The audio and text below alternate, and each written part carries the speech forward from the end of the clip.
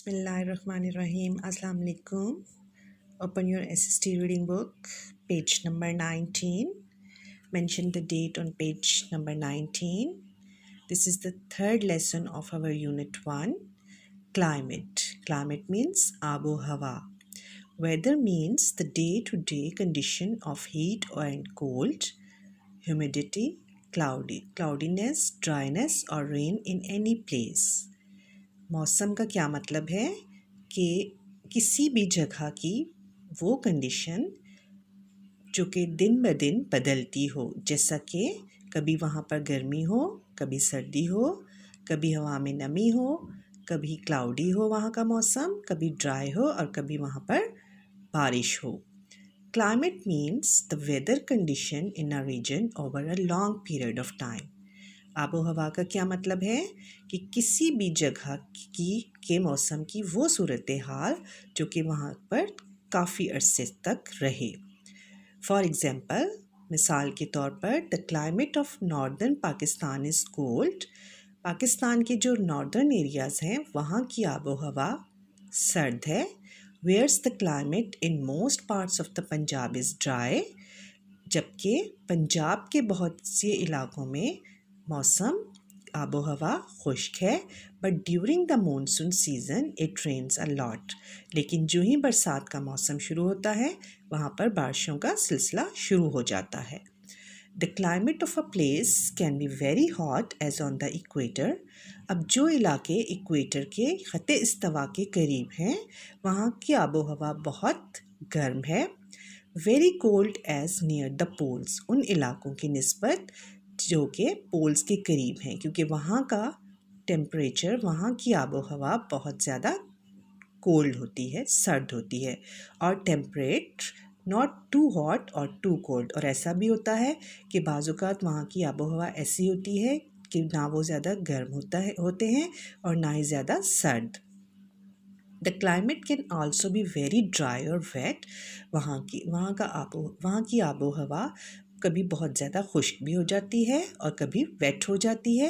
Which shows that rainfall is an important feature of the climate. जिससे ये पता चलता है कि बारिश जो है वो किसी भी इलाके की आबो हवा पर बहुत ज़्यादा असरअंदाज होती है.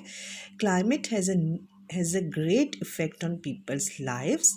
किसी भी जगह की आबो हवा वहाँ के लोगों की ज़िंदगियों पर, प्लांट्स पर, पौधों के ग्रो करने में, क्रॉप्स पर, फसलों पर, and on the land in an area, और उस जगह की ज़मीन पर बहुत ज़्यादा असरअंदाज होती है. Now this is the map of climate map of Pakistan. Look at these areas. These areas shows that in these areas there are hot summer, mild winter. ये एरियाज शो कर रहे हैं कि यहाँ पर बहुत ज़्यादा गर्मियों में गर्मी होती है बट सर्दियों में हल्की सी सर्दी होती है. These areas shows that there is warm summer, कि वहाँ पर गर्मियों में गर्म मौसम होता है बट सर्दियों में mild winter, हल्की सी सर्दी होती है.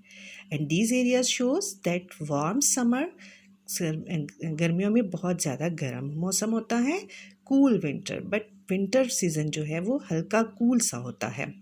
And these areas shows that warm to cool summer, के बहुत ज़्यादा गर्मी शुरू होती है लेकिन फिर गर्मी हल्की हो जाती है, कम हो जाती है. कूल टू कोल्ड विंटर, लेकिन सर्दियों में हल्की हल्की ठंड से ठंड ज़्यादा होना शुरू हो जाती है. In Pakistan, some areas in Sindh and Balochistan are hot throughout the year. अब पाकिस्तान के कुछ इलाके ऐसे हैं जो कि जहाँ सारा साल बहुत ज़्यादा गर्मी पड़ती है, वो हैं सिंध और Balochistan. Some places such as those high up in the Himalayas are very cold. लेकिन वो इलाके जो कि हिमालयाज़ के माउंटेन्स के करीब हैं वहाँ पर बहुत ज़्यादा ठंड होती है. Now come on the page number 20. Factors affecting climate. अब हम देखेंगे कि वो कौन से फैक्टर्स हैं जो कि हमारी आबो हवा पर असरअंदाज होते हैं। रेनफॉल, सबसे पहले रेनफॉल है बारिश, ठीक है। रेनफॉल और humidity is a very important factor of climate and plant growth. बारिश या हवा में नमी जो है वो किसी भी जगह की आबो हवा पर बहुत असरअंदाज होती है और वहाँ के प्लांट्स की ग्रोथ में भी। Some parts of the world get more rain than other as they lie in the path of rain bearing winds. Some parts of the world get more rain, बहुत से दुनिया में बहुत से ऐसी जगह हैं जहाँ बहुत ज़्यादा बारिश होती है, than others as they lie in the path of rain bearing winds, जबकि बहुत से इलाके ऐसे हैं जहाँ सिर्फ जो है वो हवाएं चलती हैं, सर्द हवाएं चलती हैं।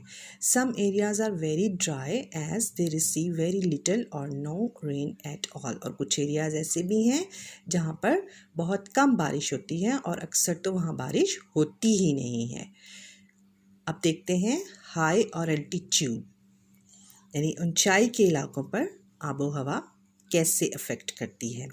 The earth is surrounded by the atmosphere. High above the earth surface the atmosphere is quite cold, यानी ऊंचाई पर की आबो हवा या माहौल जो है वो बहुत ज़्यादा कोल्ड होता है, ठंडा होता है। This is why it is colder in the mountains than nearer to the coast. यही वजह है कि वो इलाके जो कि साहिल के करीब होते हैं, वहाँ के जो माउंटेन्स पहाड़ी इलाके होते हैं वो बहुत ज़्यादा ठंडे होते हैं।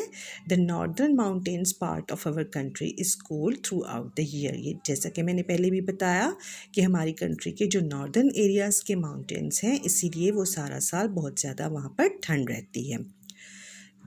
अब थर्ड फैक्टर क्या है? क्लोजनेस टू द सी। वो इलाके जो कि समंदर से ज़्यादा करीब होते हैं, उनकी आबो हवा कैसे अफेक्ट करती है?